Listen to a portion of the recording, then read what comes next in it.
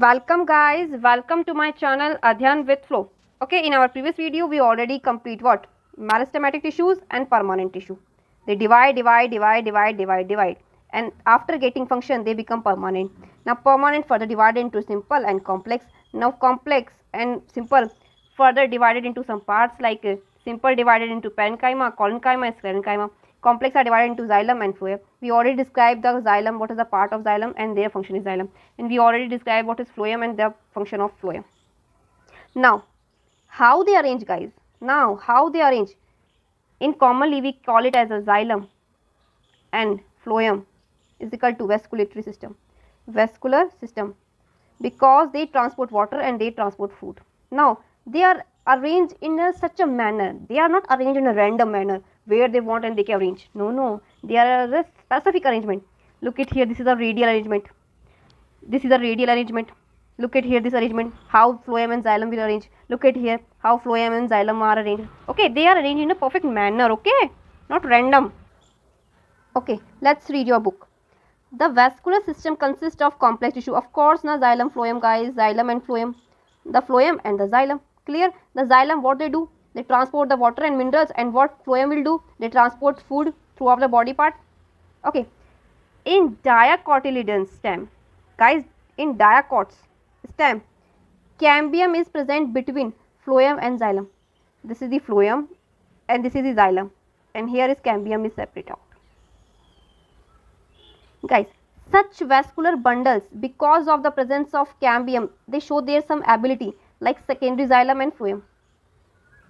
Yes guys, cambium is helpful in secondary growth of xylem and phloem, because this is the primary growth xylem and phloem will present, but we need advanced because we talk about dicot, and they have to be more and more advanced. Okay, they have to be more and more advanced compared than bryophyta, compared than pteridophyta. Okay, hence they are called as a open vascular system. But if we talk about monocotyledons, means if we talk about monocots, so there are no cambium guys. So look at here the biggest difference, the dicot have cambium and monocot does not have cambium. Means look at here, this is the structure, assume this is the structure, this is the phloem part and this is the xylem part. Look at here, this is the cambium is present, and when you saw cambium then you have to very specific that this is the talking about dicot, because in monocot it does not have cambium guys. So there is one difference between monocot and dicot. If cambium is not present, so how can you expect that secondary growth is present? No, because cambium is helpful in secondary growth, but in monocot they does not have cambium, so how can you expect the secondary growth is come? Guys, listen to me, there is dicot, here is monocot. Come on guys, be focused. They have cambium and cambium is responsible for secondary growth, but in a monocot they does not have cambium, so how they promote secondary growth? Clear? Now you clear? Okay, so this type is arrangement is closed arrangement, this type is arrangement is closed, and this type arrangement is open. Okay, where I am, when xylem and phloem within a vascular bundle are arranged in alternative manner along the different radius. Okay, the arrangement is called as the radial that are present in roots. This is the root arrangement. Look at here, phloem, xylem, phloem, xylem, phloem, xylem, phloem, xylem, phloem, xylem, phloem, xylem. Clear? Clear or not? Look at here, their radial arrangement. Phloem, xylem, phloem, xylem. Alternative manner na? Alternative manner na? Yes or not? Yes, alternative manner. At a different radius, assume this is the center point. This radius is for phloem, this radius is for xylem, this radius is for phloem, this radius for xylem, this radius is for phloem, and this radius is for xylem, this radius is for phloem, this radius for xylem. Look at here, different radii. Okay, so this type of arrangement is radial arrangement, and this found in root. Okay, this property is clear. Now let's talk about conjoint type. In conjoint type of vascular bundle, the xylem and phloem are jointly situated along the same radius of the vascular bundles. Look at here, this is a representation of conjoint.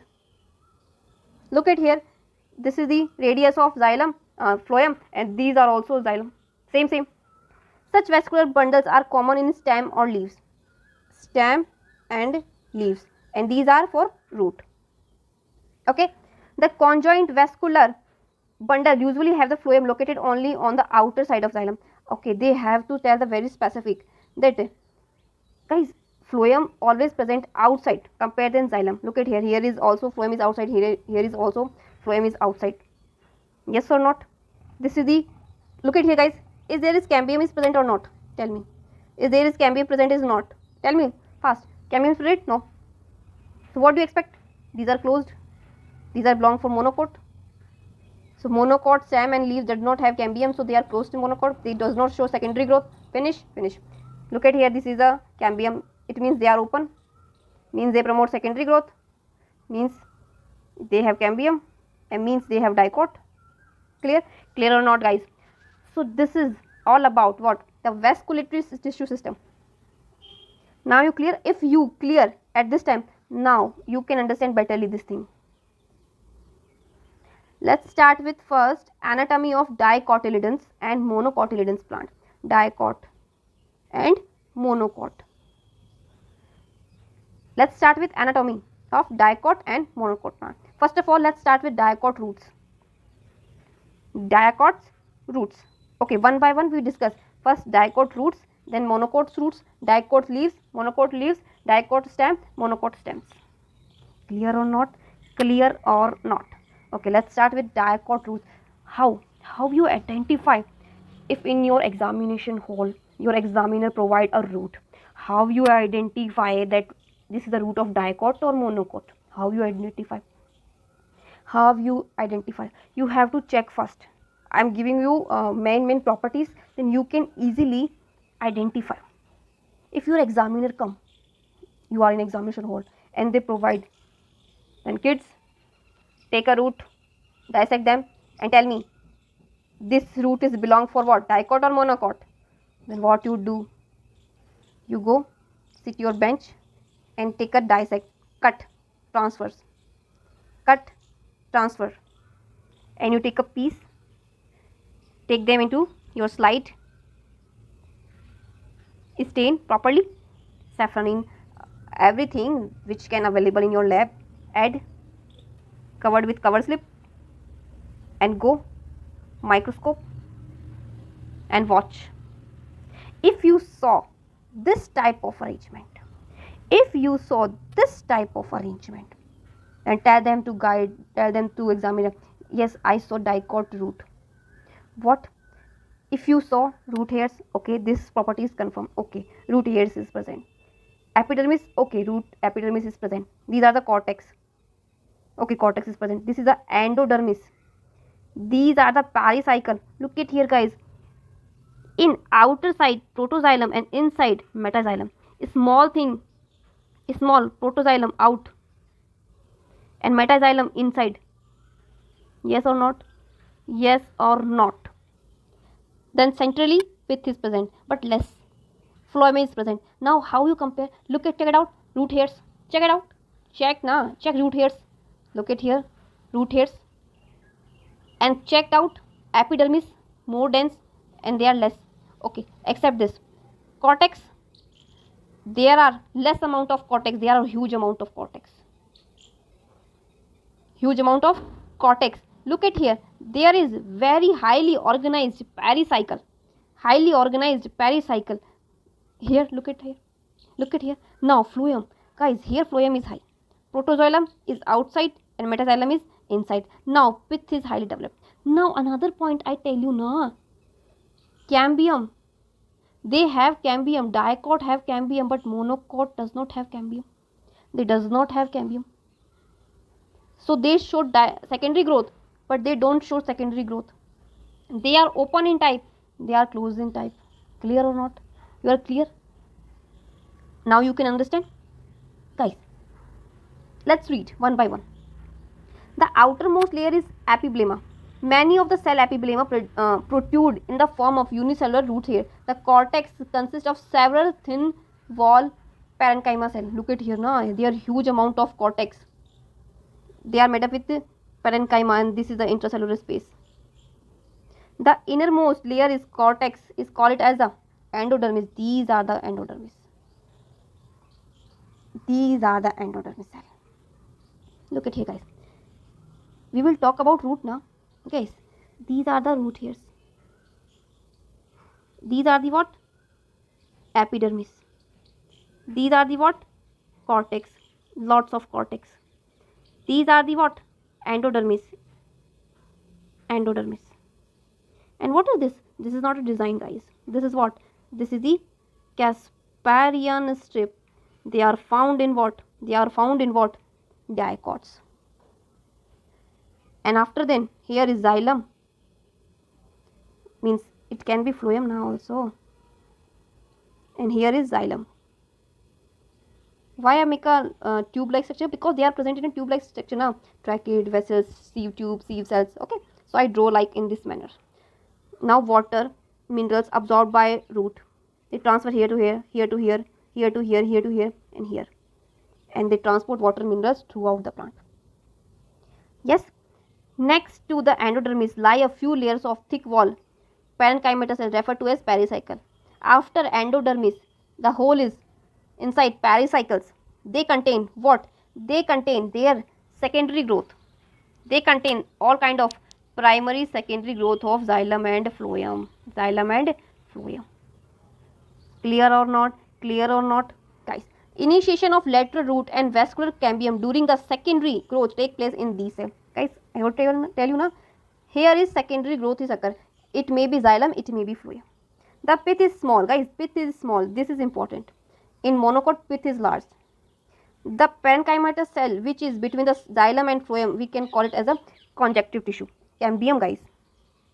There are usually 2 to 4 xylem and phloem present in a patches. These are patches of phloem. These are patches of phloem. All tissue on the inner side of endodermis, such as pericycle, vascular bundle, and pith, means, guys, endodermis plus pericycle plus vascular tissue plus pith. Solely aggregately we call it as a stele. Clear? And this is what? This is the monocot. The monocot root is similar to dicot. Okay, we know that epidermis is present, yes, present. Root hairs is present, cortex is present, endodermis is present, pericycle is present, vascular bundle sheet is present, pith is present. As compared to dicot, roots have fewer xylem bundle. They have fewer xylem bundle. There are usually more than 6 polyarch xylem bundle in monocot root. Pith is large. This is the basic. Write down.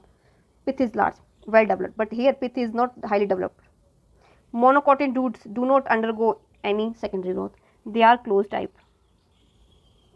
Clear or not? So guys, this is what? This is the dicotyledon root dissection. Oh, sorry. And this is the monocot root. Okay, if examiner will give you this, then what you do? Cut the transfer division of root, take to them at a slide, dissect very thin layer, so you can stain easily. Then covered with cover slip, stain with saffronine, glycerin, and take under the microscope and watch. If this kind of structure is found, then say to them this is a monocot root. If this structure will found, then say to examiner that you give me dicot root. Clear or not? Okay, in next video we will discuss about what? We will discuss about the dicotyledon stem, and look at here, dicotyledon stem and monocotyledon stem.